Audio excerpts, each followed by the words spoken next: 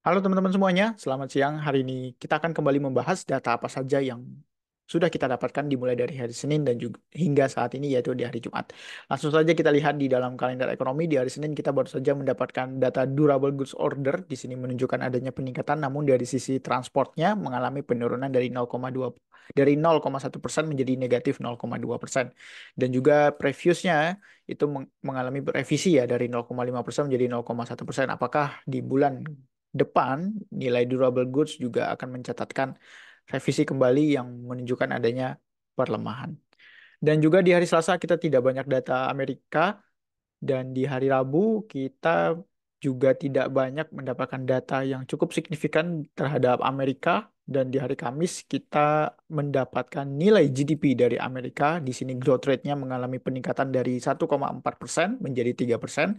Ini artinya menegaskan bahwa Amerika terhindar dari yang namanya zona resesi ya, yang kita tahu bahwa apabila growth ini kan berkaitan dengan spending, spending berkaitan dengan inflasi, inflasi berkaitan dengan suku bunga ya. Apabila di sini kita melihat kita tahu bahwa inflasi di Amerika sudah mengalami disinflation dan juga sudah mengalami penurunan secara bertahap dan juga sudah sesuai dengan target the Fed dot plot projectionnya untuk mencapai di 2%, namun uh, perlemahan yang terjadi terhadap inflasi yang sudah kita dapatkan tidak membuat pertumbuhan Amerika mengalami resesi ya, dan itu baru saja kita dapatkan data GDP di hari Kamis. Jadi ini artinya apa? Ini artinya pasar tidak akan berekspektasi terhadap 50 basis point lagi, namun pasar akan melakukan pricing in atau melakukan proyeksi bahwa di bulan September mereka akan The Fed seharusnya memangkas suku bunga 25 basis point ya. Dan ini akan menjadi angin segar kepada kita bahwa apabila 25 basis point terjadi dan kedepannya Powell akan melakukan pemangkasan kembali, maka dolar mungkin akan kembali melemah.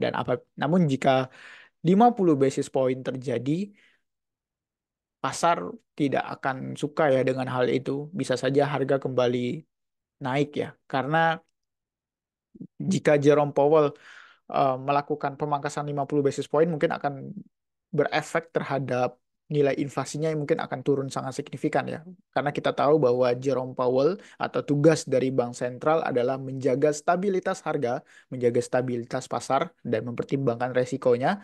Jadi nilai inflasi turun di 2% tapi tidak boleh terlalu turunnya di bawah 2%. Ya, kurang lebih seperti itu.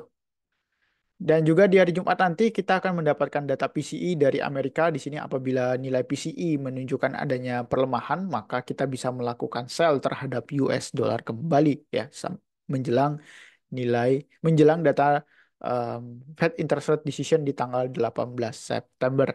Kurang lebih seperti itu kalau kita lihat dari sisi data dan kalau kita lihat dari segi headline di sini Bank atau Rafael Bostic mengatakan may be time to cut, but he's still looking for additional data to support untuk memangkas suku bunganya di bulan September. Jadi Bostic memberikan pernyataan yang dovish ya, maka dia setuju bahwa akan adanya cut, namun mereka masih butuh data-data yang ada. Jadi perhatikan aja data di minggu ini yaitu adalah data dari PCE, kemudian minggu depan ISM Services dan non-farm payroll. Ya, di sini same effect was tool. Pasar masih berespektasi di 67%, The Fed akan memangkas suku bunganya di 25 basis point, namun secara probabilitas hampir 100% atau sudah 100% pasar yakin bahwa The Fed harus pangkas di bulan September. Dan jadi pertanyaannya kita adalah aset mana yang harus kita tradingkan? Ya, apakah di XAUUSD, apakah di di major pair atau di safe haven? Kurang lebih seperti itu. Dan kalau kita lihat dari sisi teknikal saat ini, em, kita lihat dari time frame daily. Kalau kita lihat dari sisi indeks dolar terlebih dahulu, saat ini indeks dolar mengalami penguatan ya atau mengalami pullback karena nilai GDP yang mengalami peningkatan.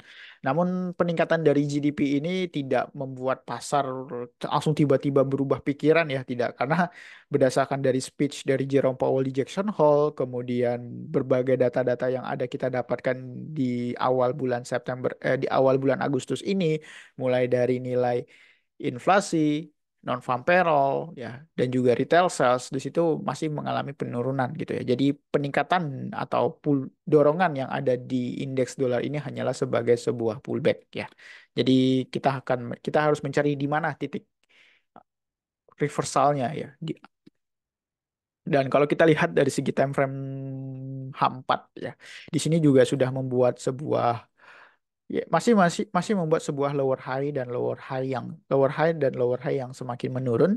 Dan jika nilai PCE yang akan kita dapatkan nanti malam menunjukkan adanya pelemahan, maka dolar akan kembali mengalami pelemahan. Kurang lebih seperti itu. Kalau kita lihat dari sisi UJ, saat ini UJ masih tertahan di level support dan saya expect UJ masih bisa mengalami pelemahan ya. Jadi kalau teman-teman mau melakukan re-enter, silahkan re-enter lagi.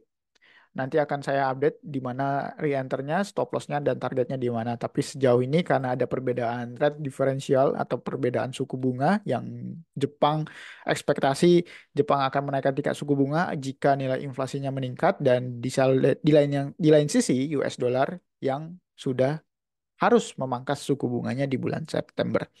Jadi secara long term view, UJ masih ada potensi untuk mengalami perlemahan. Tinggal pertanyaannya sekarang adalah di mana timingnya? Kapan kita entry-nya? Apakah menuju non-farm payroll atau saat ini kita sudah mulai melakukan pricing in terhadap sentimen itu?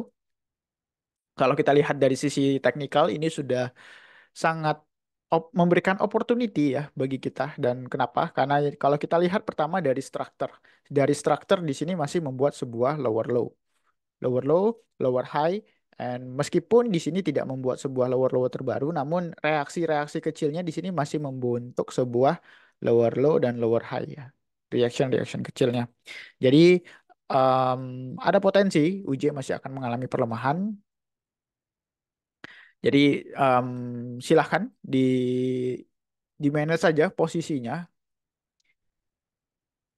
dijaga saja money manajemennya dan karena kita tidak tahu ya kalau price ini kan agak beresiko ya dan kita baru saja data PCI pun juga hari Jumat kita dapati dan juga hari Jumat juga diidentik dengan over the weekend atau pasar sudah mulai tutup ya.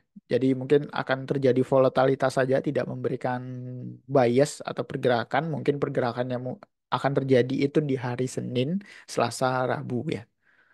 Relatif terhadap data PCI yang sudah kita dapatkan di hari Jumat ini.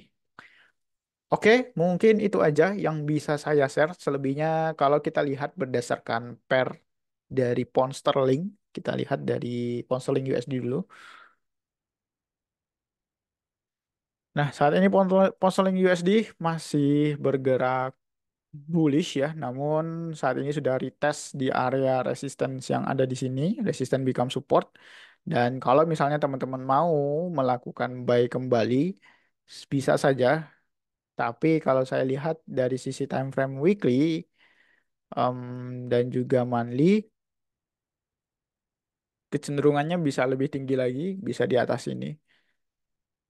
Ya kita lihat saja ya berdasarkan data PCI. Tapi kalau kita lihat berdasarkan technical side ya ini sudah memberikan penegas lah ya bahwa koreksi itu ada secara time frame daily dan juga sudah tertahan di level resistance become support. Jadi kita maksimalkan saja selama dia tidak menembus area di kotak abu-abu ini maka valid harga masih tetap bullish ya. Kurang lebih seperti itu. Terakhir kita lihat Nasdaq. Em, Nasdaq sayang sekali kita kena stop loss ya. Tapi kalau misalkan teman-teman masih yakin terhadap red cut for US dan sentimen red cut for US memberikan dampak terhadap aset Amerika, saham-saham US akan mengalami peningkatan karena adanya risk on asset. Bisa saja kita mencari buy lagi, tapi stop loss kecilkan aja time frame-nya. Kecilkan aja lot size-nya. Ya, ini saya akan mengambil buy lagi karena secara teknikal ini break and retrace ya. Kita sudah mendapatkan retrace yang cukup dalam. Kalau kita lihat dari Fibonacci rasio ini ada di 0,38, apakah kena? Ya kan, sudah masuk di 0,38. Jadi kalau teman-teman mau melakukan buy kembali, silakan saja untuk melakukan buy ya. Tapi saran saya, kecilkan saja lotnya, jangan terlalu agresif. Saya entry dulu deh. Oke. Oke, mungkin itu aja yang bisa saya share. Nanti malam akan ada PCI, kita pantau saja data PCI di jam 7.30 ya, waktu Indonesia Barat. Terima kasih semuanya, happy trading and safe trading.